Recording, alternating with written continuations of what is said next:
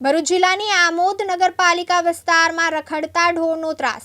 ઢોરના ત્રાસને લઈને આમોદની જનતા અકસ્માતનો ભોગ બની રહી છે.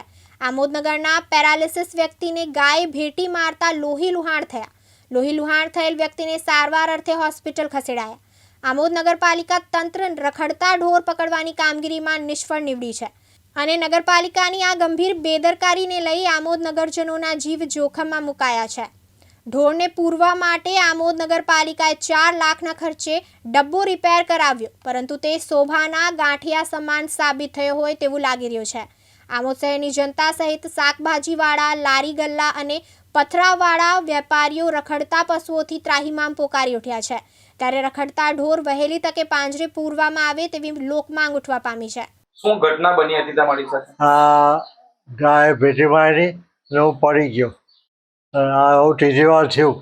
પહેલી વાર તો લોહીનું ખબોચી ભરાઈ ગયું હતું ત્યાં ગણપતિ મંદિર પાસે, એટલું બધું લોહી નીકળ્યું હતું. બોલ,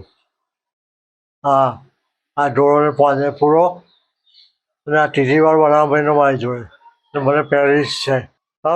ભરત રાજપૂત સાથે જીતુ રાણા, દિવ્યાંગ ન્યૂઝ, આમોદ, ભરૂચ.